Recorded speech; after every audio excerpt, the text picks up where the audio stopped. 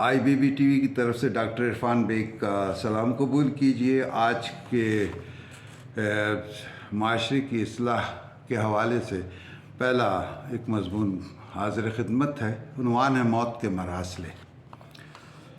دنیا میں پیدا ہونے والے تمام بچوں کی طرح جب میں پیدا ہوا تو رونے کی آواز کے ساتھ ہی ہوا کی رحل پر زندگی لکھا اور پھر عمر کی سطور آگے بڑھی۔ بچپن کی معصومیت، لڑکپن کی شرارتوں اور جوانی کی شوخیوں کو اتنی جلدی عبور کر لیا عمر نے جیسے کوئی کوہستانی ندی فوراً ہی میدانی علاقوں میں سست ہو جاتی ہے۔ یا شاید یہ بچپن کی معصومیت، لڑکپن کی شرارت، جوانی کی خوبصورتی اور شوخی کی یادیں تھیں، یہ وقت کو کھینچ کر پیچھے لانے کی ناممکن کو صحیح کرتی رہیں۔ اس لیے زندگی کو وقت اپنی رفتار سے کم محسوس ہوتا تھا۔ پھر زندگی دوسرے سے مقابلے، موازنے پر رش سے زیادہ حسد کرنے لگی۔ اب پریشانی، دکھ، تعصبات، اس کے لیے نظریات، جواز زندگی نے کبھی کبھی تھک کر مذہبی، روحانی لمس سے لطف لینے کی کوشش کی۔ مگر میں تو سوچوں سے زندگی کی خودکشی کر رہا تھا۔ ہر کسی سے اپنی منفرد ذات کا موازنہ، مگر زیادہ پچھتاوا اور کم اطمینان۔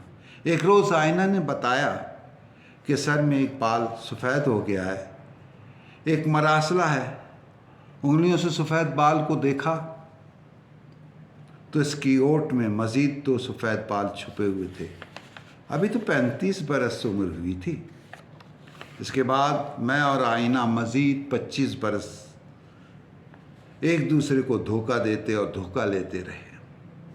میں نے آئینے میں سر اور مونچھوں کا کوئی بال سفید نہ ہونے دیا تھا، مگر اب چہرے پر کرختگی کے ساتھ ہلکی ہلکی جھریاں نمایاں ہو رہی تھی۔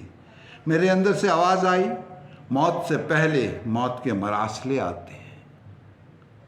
میں نے غصے سے جواب دیا، میرے عزائم جوان ہیں۔ میں نے کبھی وہ حروف تہجی نہیں سیکھے جس میں موت کے مراسلے تحریر ہوتے ہیں۔ میں ان مراسلوں کو نہیں پڑھ سکتا، مگر ریٹائرمنٹ سے قبل ہی میرے ابرو کے 3 بال سفید ہو گئے تو میں نے ان کو نوچ ڈالا۔ پھر 2-3 سال بعد آئینے نے طنزیہ مسکراہٹ کے ساتھ کہا، موت سے پہلے بے آبرو ہو گئے۔ میں خاموش ہو گیا۔ شاید میں نے مراسلی کی زبان کے حروف تہجی سیکھ لیے تھے۔ اب جملے بھی پڑھنے لگا تھا۔ غیرت کی علامت ناک کے اوپر اور نہ جھکنے والے مغرور سر کے نیچے، درمیان میں بصارت کی حامل مگر بصیرت سے محروم آنکھیں۔ ایسا ہوں تو کالے سر اور کالی مونچھوں کے درمیان سفید ابرو ایک غلط حاشیہ لیکھ یا لکیر ہے، اور جب چہرہ پتھر ہو تو پتھر کی لکیر مٹتی نہیں۔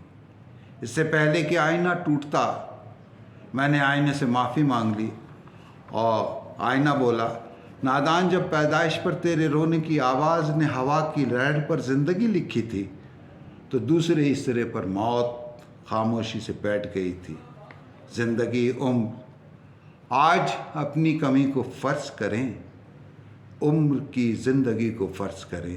اس عمر تک اولاد، بچوں کی شادیاں، مکان کی تعمیر، گاڑی۔ آئینے نے کسی استاد کا شعر آہستہ سے دہرایا، متاوال نے دم روک رکھا ہے آنکھوں میں، متاوال نے دم روک رکھا ہے آنکھوں میں، یہ ٹھگ ہٹیں تو مسافر کو راستہ مل جائے۔ شکریہ۔